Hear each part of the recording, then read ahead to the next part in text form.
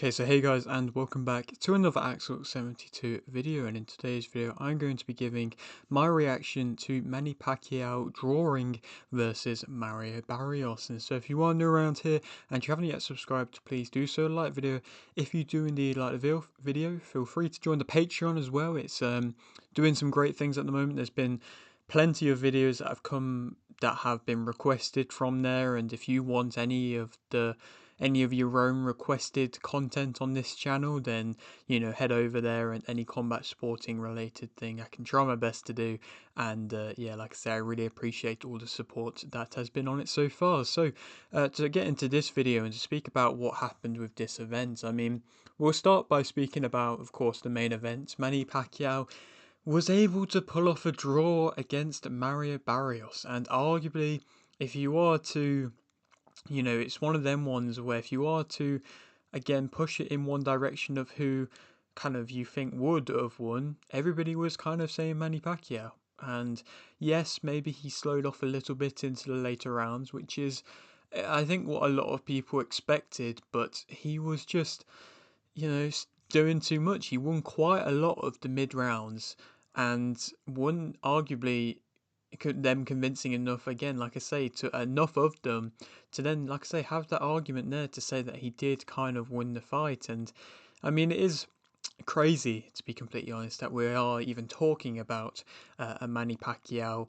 fight, let alone a Manny Pacquiao draw in a world title fight in 2025. But yeah, he did definitely surprise a lot of people, including myself. I mean, I was amongst one of the plenty of people in which, yes, don't particularly rate Mario Barrios that much as a world champion, but did think that he would go out there and try and gun for a stoppage and end up getting a stoppage against Manny Pacquiao as Pacquiao began to slow down. But it just, again, it just didn't seem to happen. A lot of people were saying that Barrios was pulling his punches, and yeah, you could definitely make that argument, because something in which I talked about in my prediction for the fight was that Barrios does have a tendency to throw quite a nice straight overhand, and like I say, he holds his shape quite well, and he can catch you with seemingly quite good timed counters. And like I say, he will typically try and occasionally go for a good overhand, and he doesn't like when things get rough and not at the tempo, but he just didn't really seem to throw any significant shots, to be completely honest. A lot of his work was very just one dimensional. Just whenever he was landing, it seemed very minimal. It seemed like he was really not putting much into his punches, and maybe that was due to the fact of he would have got a lot of hate if he went and knocked out Manny Pacquiao, because, I suppose similarly to an extent of when Jake Paul fought Mike Tyson, a lot of people would have given Jake Paul hate if he would have knocked out Mike Tyson because of Mike Tyson's, legacy and his age, and the fact that so many people respect Mike Tyson.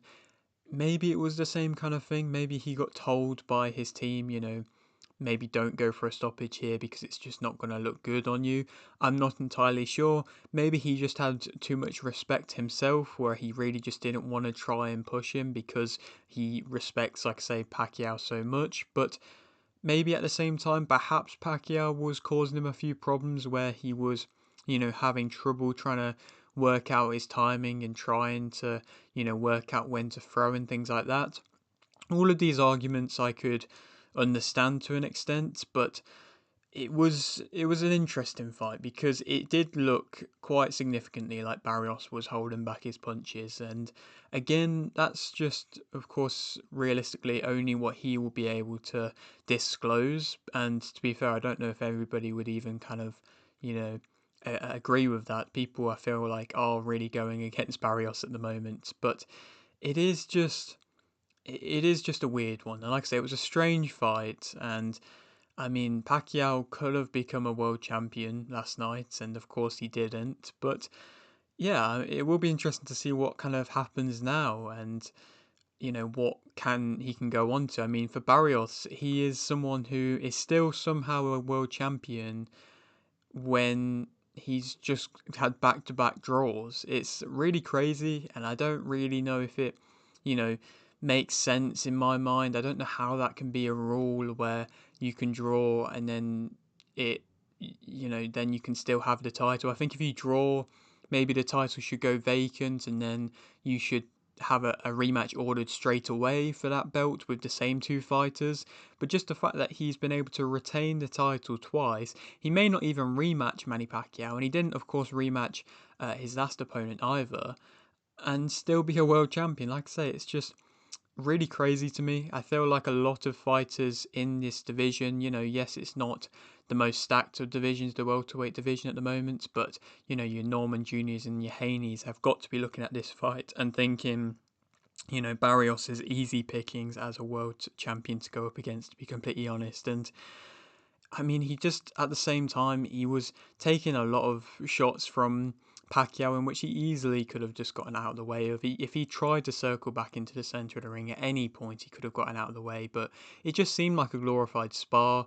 It seemed like Pacquiao was just able to land punches in his combinations whenever, and Barrios was just not moving backwards. It seemed like he didn't want to be, pushed back at all, which maybe he was just maybe that was a bit of an ego thing in the way of, oh, I don't feel like the power, there's any power in the shot, so let's not move back. But yeah, he's still getting caught with the punches, and yeah, it was, like I say, just a strange fight. But I mean, for Manny, his footwork did look good, and he came in, in great shape, to be completely honest. And when you think back to his, his few exhibitions he had and his last pro fight against Ugas, it was definitely a much improved performance for Manny. And again, I wouldn't exactly say that I'm really keen to see him back fighting again, but if he goes in for a rematch against Barrios, I suppose, this one sold well and it created a bit of hype, and at least he's showcased now he can be in and he's not going to get just bulldozed over. So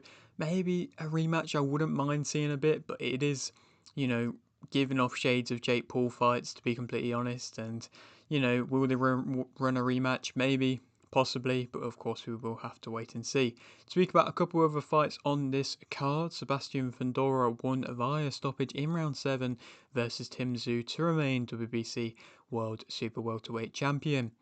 It started out good with Tszyu going out there and trying to, get something going, and then getting shut down by Fundora and getting knocked down. Then Fundora switched it on him, pushed back Tszyu. Tszyu then became sloppy and was on the ropes, and he was just throwing wild overhands, which looked poor and looked like there wasn't, much control behind them. And then, things started getting a little bit more even as the fight kind of grew on a little bit, and Tszyu was able to land a few more shots and things like that. And I think Fundora's chin has definitely recovered from that of the Mendoza loss. I feel like people kind of have forgotten that Mendoza loss because of all that's happened with Fundora since then, with the whole Tszyu situation and, the talks of the big fights and stuff like that. The people have forgotten the fact that he got flattened by Brian Mendoza. That's the only words you can use to describe what happened.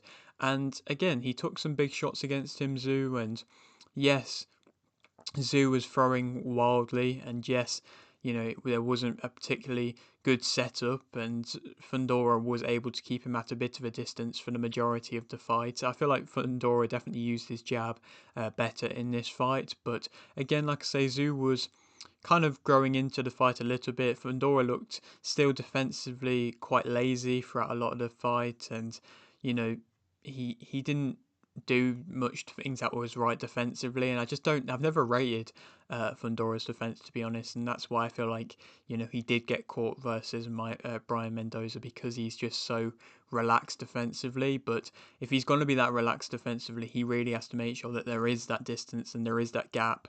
And like I say, he did that relatively well. He did that better in this fight than he did in the first fight between the two of them. But then it was going into, like I say, the round 7. Then it ended up, the bell was there. He was sat in his corner.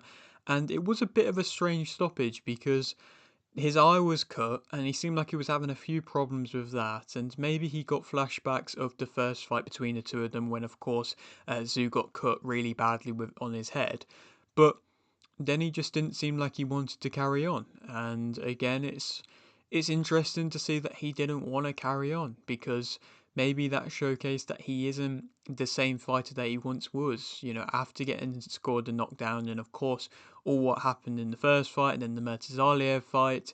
maybe Tszyu isn't really wanting to dig deep as much anymore and really push through anymore as much. And so then, of course, the fight was called off and it ended. And yeah, it was just again another strange thing that kind of happened on this card. And I mean, that was probably all positive for Fundora, because he was, again, like I said, the tide was, not fully shifting, but it looked like Tszyu was definitely growing into it, and I feel like Fundora's defensive tendencies was getting him caught more than I'm sure he would have wanted. And then, of course, the fight just got called off. And, Fundora, not a bad performance from him, not his best, not his worst, and inevitably was more than enough to be able to beat that version of a Tszyu.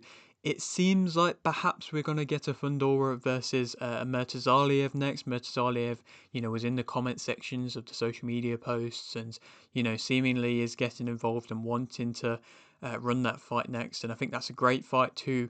Big fighters who, Murtazaliev's going to be able to not quite match the height of Fundora, but to be able to, be a bigger presence in there, and is going to have his power himself, and I'm sure is going to be able to cause a lot of problems to Fundora. So I feel like that's definitely going to be a good matchup. But I think with Fundora's defensive style, I think he would have problems with an Ortiz, with an Ennis, moving up into the super welterweight division himself.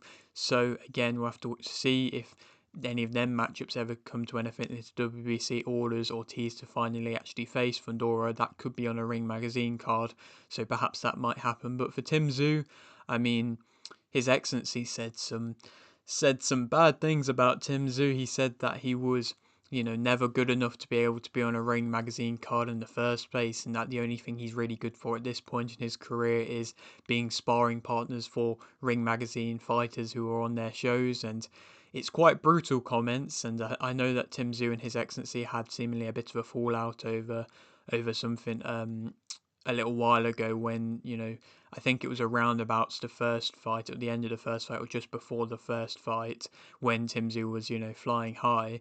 And now, again, His Excellency has just kind of shut out any kind of want to work with Tszyu, which is perhaps a little bit controversial because it is a very strong opinion and you never know what might happen. I mean, I don't personally think Tszyu is fully out of it, and I think he perhaps can go and rebuild, but he's probably going to have to be, away in Australia rebuilding. I mean, I know No Limits AUS are going to be keen to probably put him as a main event in any of their shows, and I'm sure Tzયુ's probably going to want to carry on his career. I don't think he is going to retire off this fight, but the fact that His Excellency's just fully shut down any ever working with him, of course he shut down ever working with Canelo at one point, but again, and Jake Paul, but again, that them things have all changed. So maybe if Tszyu is ever able to get himself back into a world title position, he may be able to, work with His Excellency. But at the same time, he might not want to at this point because of what's,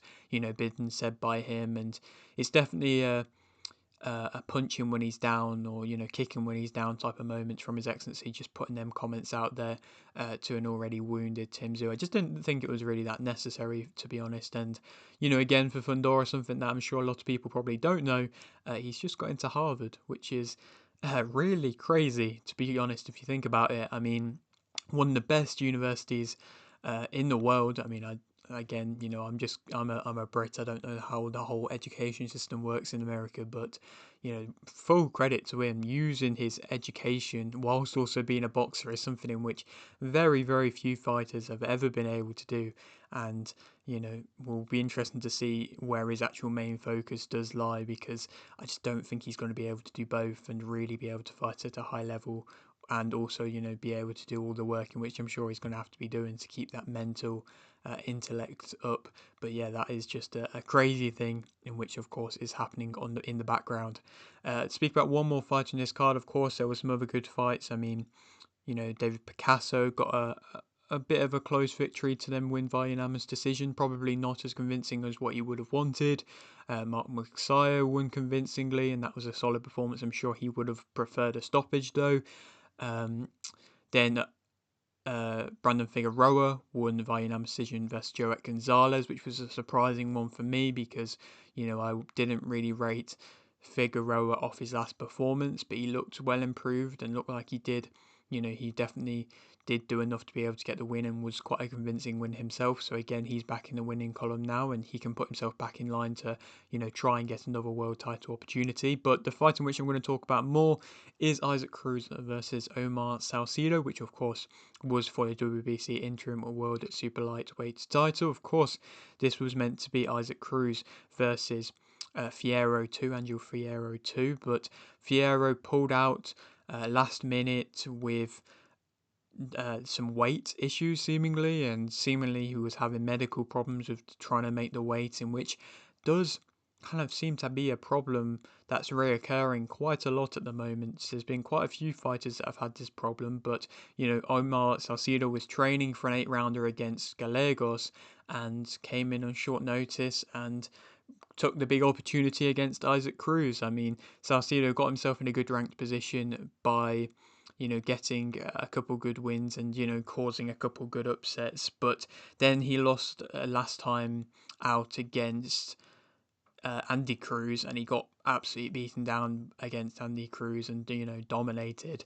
And then he's gone in and, credit to him, fought against Isaac Cruz on 2 days' notice and did well. I mean, he went all around against an Isaac Cruz who I feel like definitely was much improved from his Figueroa performance. And I mean, Omar Salcido, I mean, definitely showcased that he does have a good chin. He took some big shots, and I mean, there was multiple times in the fight from the beginning to the very last round where it looked like Omar could have, been knocked out and the fight could have been stopped, but of course he managed to hang in there. And I mean, Cruz in recent times, since the the more recent move to the super lightweight division, he's not been able to deliver the knockouts on these, fellow Mexican opponents so far. So I don't know if that power maybe isn't quite there as much, but he definitely was, still causing a lot of problems to Salcido and dominating the fight. I feel like I say, he did look much better in this fight than he did in the Figueroa fight. I think he was fighting with more speed, and I think he definitely resorted back to his kind of more inside brawler ways, putting Salcido on his bike from the get-go. I mean, Salcido basically didn't throw anything of note throughout the entirety of the fight, which was causing much problems at all, or being able to slow down Cruz at all. And Cruz, like I say, just completely dominated. And I feel like maybe that's what he's going to have to do, just showcase his speed a bit more if he does fight Figueroa. But I mean, if he doesn't fight Figueroa, then it kind of does make sense for him to go on to fight Andy Cruz. Again, we'll have to wait and see if that does come into anything. Perhaps that could be a Ring Magazine event, but an Isaac Cruz versus an Andy Cruz would be a very intriguing fight, because it is two different fighters stylistically, and definitely could go into Andy Cruz's favour. But there is always, of course, that excitement that comes with Isaac Cruz, and that's why he is such a fan favourite, especially in Mexico. But yeah, that is it for today's video. Hope you did enjoy. Like the video if you did need like video, subscribe if you're new, and thanks for watching.